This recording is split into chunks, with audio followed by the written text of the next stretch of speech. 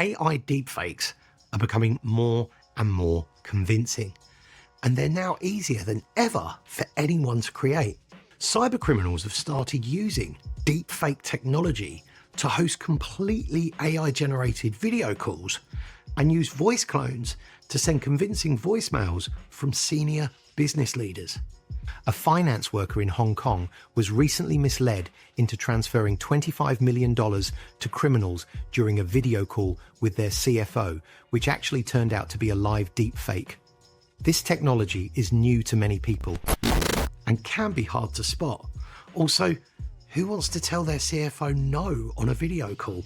If you think you found yourself in a deepfake situation, follow these tips. Ask yourself if the request is strange or unusual. Look hard to see if everything visually looks and sounds right. Validate the message via a different channel. If it seems suspicious, it probably is. Report it as phishing. It's better to be safe than sorry. If you like this video, you can find more security awareness content on hoxhunt.com or follow Hoxhunt on LinkedIn for more updates on the latest phishing trends. All right, let's get started. Welcome everyone, and thank you for joining us today. For the next 30 minutes or so, we'll be covering the topic, how to prevent deepfake phishing scams. But before we get into that, let's go through some housekeeping items. This webinar is being recorded. The recording and the slide deck will be shared with you later today. Please use the Q&A feature to post questions for Cliff and me today. We might answer your question directly in the chat or save them for the live Q&A at the end of this webinar. And if you still have any questions after the webinar, please feel free to reach out to us on LinkedIn or to the folks at hoxhunt.com. Now, that we've covered everything there, let's move on to some introductions. Joining me today is Cliff Steinhauer. Cliff is the Director of Information Security and Engagement at the National Cybersecurity Alliance, working to boost community engagement through live events, educate through thought leadership, and run the cybersecurity program for the NCA.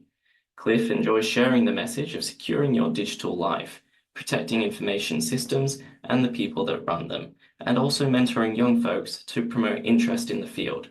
Thank you for joining us today, Cliff. Yeah, thanks, James. Thanks for having me. Happy to be here. I appreciate being able to talk to your group here on Cybersecurity Awareness Month. And my name is James Briscoe. I work as the Security Awareness Specialist at Hoxhunt. I research and make the training that our users complete to ensure that they have the latest and the best knowledge on what threats are out there. Today, we'll be covering the following agenda. First, Cliff will explain what deepfake technology is and how it's being used for social engineering attacks. Next, he'll highlight why deepfakes are becoming more of a problem now and include some real-world examples of deepfake scams. Then, he'll break down what cybersecurity leaders at enterprise organizations should know about mitigating risk from deepfake attacks. And finally, I'll highlight some best practices for training employees about deepfake phishing scams, and also highlight some tips for spotting deepfakes in the wild. We'll also save some time at the end to answer some questions from you, the audience, so please submit them as we go. Now, let's get right into it. Cliff, I'm going to hand it off to you to start. Can you explain what deepfakes are to our audience? All right, yes, absolutely. I'd be more than happy to help explain what deepfake technology is. It is something that we are seeing more and more of these days, and definitely something people have questions about. So first of all, what is a deepfake? So a deepfake is a type of digital media where an individual is made into a digital version of themselves. So their likeness, usually like their voice and their face. So think of like a video of somebody that we're taking and actually digitizing that and making it so that we can manipulate what they're saying or doing on video. So they're usually made using AI or artificial intelligence, particularly deep learning algorithms to swap faces or mimic voices or even create entirely new and convincing content that appears to feature real people. So how does this really work? So when it comes to protecting your organization, it is helpful to get your head around really how deepfake technology works. So the process starts with what's called an encoder, which is a neural network that compresses the input data, so the original image or video, into smaller, more manageable representative data, which we call latent space.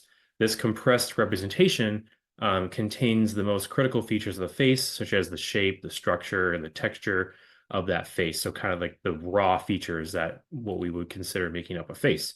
Then the decoder takes that latent space representation and reconstructs it into a new video or a new image from there.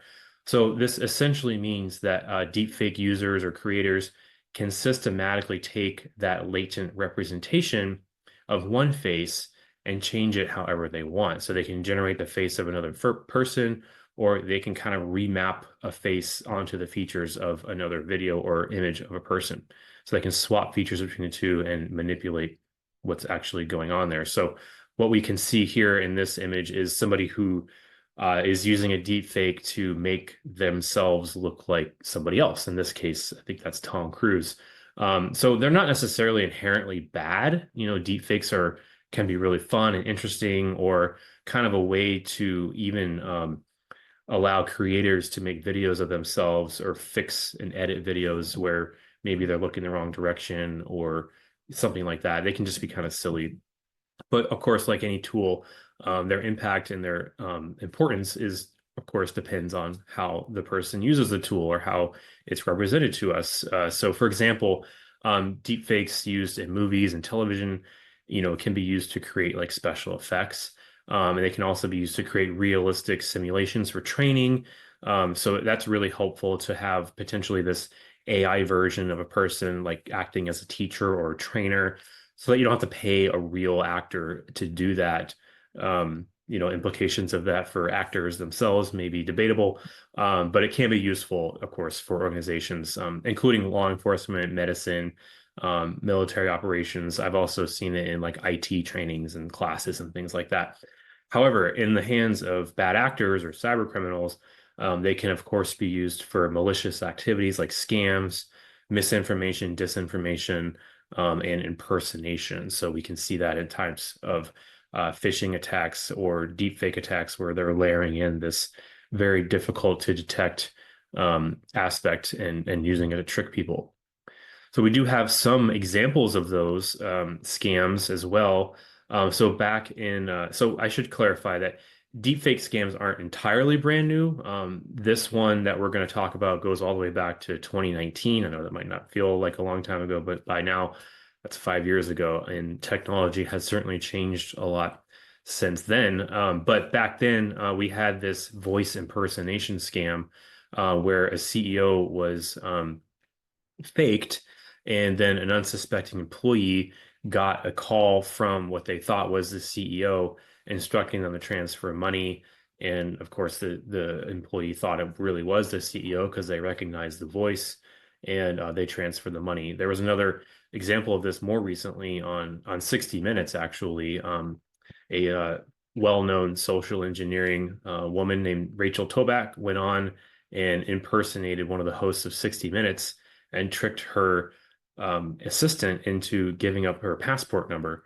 So she was able to deepfake the voice and spoof the phone number on the caller ID, so that when it actually came through on the phone, it really did look like it was coming from that phone number. So it can be very difficult to detect these things. So we have another example here of deepfake fraud on social media back in 2020, where a cyber criminal created a deepfake video of a famous person, Elon Musk, and they used publicly available video data to model the AI after that and create a deepfake video that was very realistic. And so they used that to create this fake investment opportunity backed by a famous person like Elon Musk. And so a lot of people believed what they saw and they invested in this. And many of the followers were tricked, of course, into investing what ended up being millions of dollars. And then, of course, it was found out that it was a scam. So if you were tricked by this deepfake imposter of Elon Musk and you thought it was really him, then you would have fallen for that scam. So those are just two examples of recent instances where this has been used. So why are they a problem now? So what has changed? So although these might seem like one-off issues or one-time well-known things, they are becoming more and more common. So it is something that we want to be educating people about. People have a lot of questions about it. And as technology advances and gets better at creating more convincing deepfakes, it is something that we need to be aware of. And especially here in the US with the election season coming around. So they are happening more and more often, and attackers are getting better and better at using them. So what is important for us to know? Why are they such a bigger topic today? What has actually changed? So part of that relies in the data. So deep learning models, AI learning models, they need more data in order to be better at what they do. And so the amount of data that's been ingested by these systems has grown exponentially over the last several years. So more data with increased funding and investment in this type of technology means that we have better algorithms, we have better systems that are doing a lot more, and they're more convincing than ever.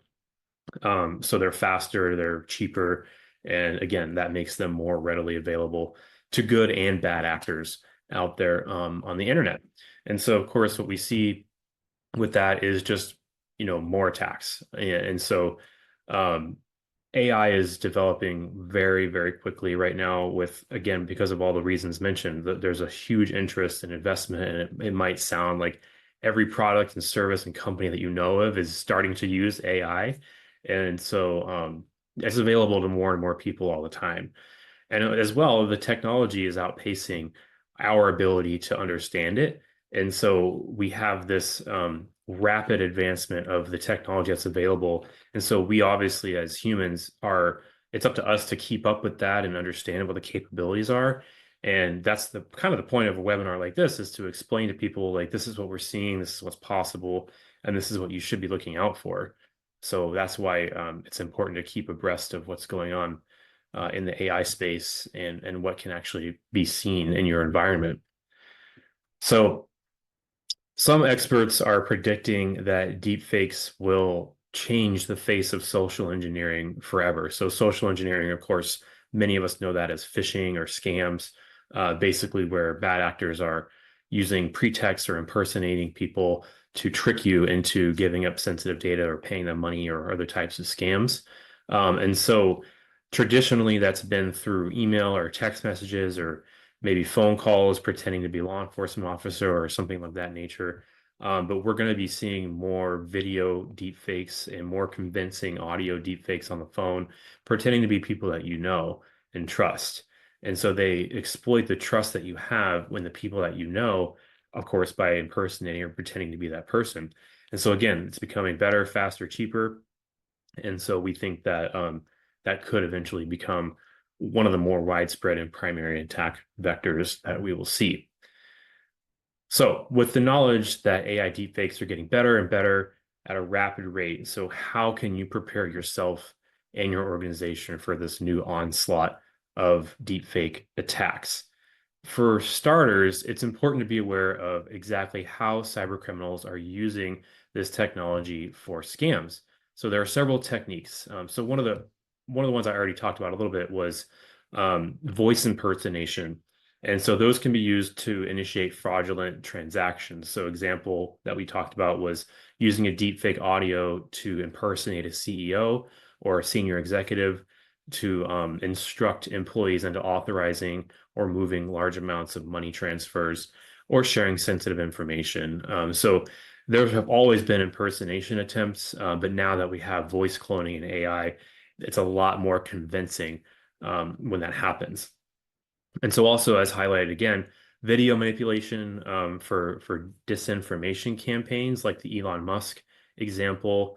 Attackers can create deepfake videos to impersonate business leaders or public figures and spread false information. We have been seeing some examples of that with the hurricanes that have been happening recently in FEMA. So those are some examples where attackers or bad guys are just using the news and current events to come up with these chaotic and misinformation campaigns and they can be distributed widely on social media. And there aren't a lot of good tools that flag malicious or disinformation quick enough before they get spread out along a lot of people. So another thing deepfakes can be used for are fake endorsements and identity theft. So where fake videos can be used to imitate an endorsement from a celebrity or an industry leader. So it kind of goes back again to that Elon Musk investment fraud campaign. But it can also be like, a fake version of a celebrity endorsing a product and getting people to buy this shoddy product or something that's not really as good as they say it is. It's just not real. So tricking people into believing that a product is legitimate when it might not actually be. So it's important to remember that cyber criminals may also utilize deepfakes to enhance email-based attacks, such as spear phishing. So pairing a deepfake audio message or video that appears to come from a trusted source within the organization, right? So this is looking like somebody that somebody you work for, can make those phishing attempts much, much more convincing and increase in the likelihood of a successful breach. So what can we do? So what do our individual users need to know? What do we need to know to look out for to how to spot deepfake content? So although deepfake is getting better and better all the time, it's still not perfect. And there are usually things that you can notice with deepfake videos, especially we mentioned better, faster, cheaper. So the cheaper ones, the ones that are more likely to come to more people, aren't as convincing as some of the more sophisticated, high quality ones. So one thing you can do is check for inconsistencies. So deepfakes, particularly those involving audio or video, may contain subtle inconsistencies. So unnatural facial movements, awkward lip syncing, or mismatched audio and video quality. So like scratchy sounds or background noise. They use that to actually mask the fact that it's not going to sound as good as it should. Also, odd intonations or changes in voice pitch that may not align with the speaker's usual tone. So a lot of this also just kind of comes down to like our spidey senses and what we humans like kind of have a way of spotting when something's off. Unexpected requests or out of process requests. So be really skeptical of unexpected or unusual requests, just like you would for normal phishing, especially those involving financial transactions or sharing sensitive information.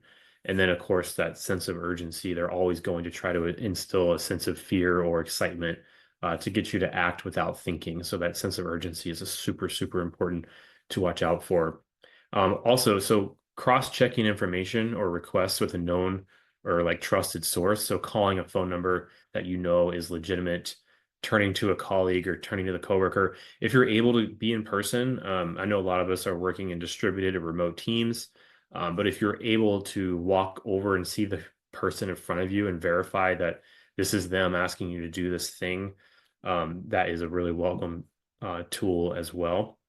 So going out of bounds of the communication method coming to you. So if somebody's texting you, pretending to be somebody, pick up the phone and call them at a known number. And if they're coming to you through video, maybe just following up with an email to a known email address saying, hey, thanks for the call. Like, just want to make sure this is what you're asking me to do.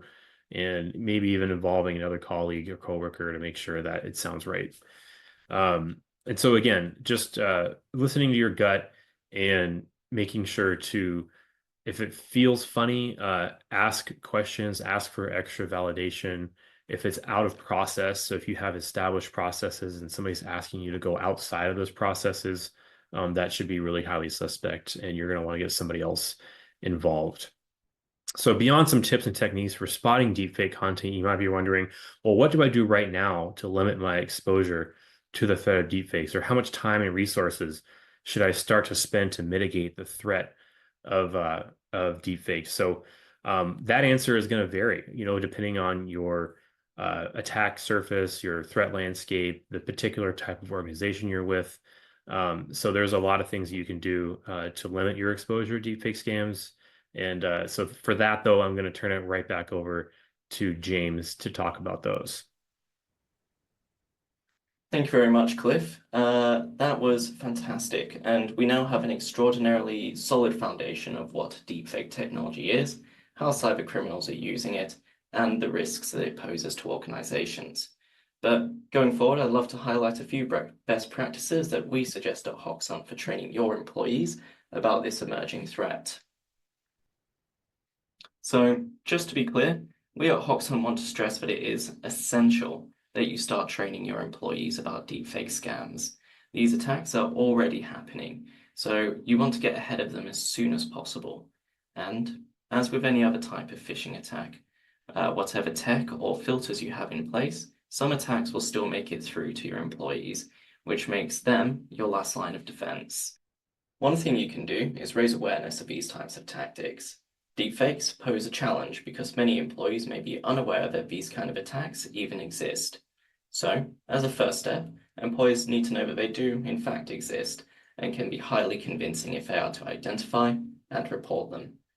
To go beyond awareness, you should give your employees practice by simulating deepfake scams. Simulating these scams will give employees a feel for what this fake content looks like in the wild. And without simulating scams, it's hard to know if your awareness training is actually working. You need simulations to test if they'll catch convincing and real-life attacks. So, building a security-first culture is a big part of this, and fostering a culture of skepticism towards unusual communications is important. You should encourage this through your security awareness training and communications to empower your employees as the first line of defense.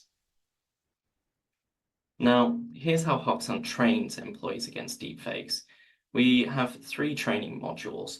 The first, a practical guide to deepfakes. The second is a real-life case study of an attack that almost succeeded. And then third, we actually have a deepfake in our training where we have cloned a person's voice and we ask your users to try and tell the difference. And in the training, there are 3 key points that we aim to reinforce as much as possible. First, if something seems wrong, you should take a moment to slow down and confirm your suspicions. This might be your brain noticing warning signs that you haven't fully realized yet. Each of you has the power to make sensitive decisions at your organizations, whether that's transferring funds or even sharing a document. So, if you think there might be a deepfake, slow down and look at the request carefully. This will help protect you and possibly frustrate the attacker who wants you to act quickly. Next, we also suggest that you build personal connections to protect yourself from deepfakes. Getting to know your colleagues and your clients can actually be an incredibly effective way of confirming their identities during calls. Whether it's a light-hearted chat about shared hobbies at the beginning of every call, or a unique and previously agreed upon passphrase exchanged at the onset of the call, these sorts of touches can help a lot in confirming if someone is real. And attackers who don't know about these connections and passphrases will quickly reveal themselves. And 3, we also suggest that you don't disclose everything. I normally don't support dishonesty, but in this situation, I think it's good to make an exception. By quickly checking social media, an attacker can often find more than enough information to create a convincing attack. For example, by looking at your LinkedIn profile and your organization's page, they can often guess what projects you're working on based on your role. So we recommend that you don't disclose everything, and sometimes lie about your location and activities on social media. If an attacker does detailed research, this false information will expose them right away. But it doesn't stop there. We can help you take your training a step further and even produce your own deepfakes. We can produce custom deepfakes for you here at Hoxhunt and clone the voice of one of your employees or executives. For instance, here's a clone of Hoxhunt CTO Börje Arvist as an example. What I am today going to talk about is about using large language models, ChatGPT, in context of social engineering. What I'm today going to talk about is about using large language models, ChatGPT, in context of social engineering. Now, if you're looking to start testing your employees' ability to spot deepfakes, Hoxhunt can create a multi-step deepfake attack on a fake Microsoft Teams call. The target recipient gets a phishing email from a boss asking to jump on a call through a provided link. In the call, the deepfaked or cloned voice will invite employees to click on a phishing link in a safe and simulated environment. So, to recap today's presentation, deepfakes are not inherently bad. The impact depends on how they are used. However, AI deepfakes are getting better and better at a rapid rate. What were once novel attacks are becoming more and more commonplace. Remember to check for inconsistencies, scrutinize unexpected requests, and verify with trusted sources. And if all else fails, just listen to your gut. You should start training yourself and your employees now. And the best way to prepare them for deepfakes is to raise awareness of deepfakes and simulate them. And this is exactly what you can do with Hoxhunt. And with that, that brings our presentation to an end. Thank you so much for attending today, and a big thank you to Cliff and the National Cybersecurity Alliance for joining us today to share their expertise about deepfakes. Thanks so much for having me, James. It was a pleasure to talk with you today, and I hope that some of this information will be useful for our users. And yeah, have a great rest of the day. If you have any further questions, feel free to reach out at hoxhunt.com. Thanks, everyone.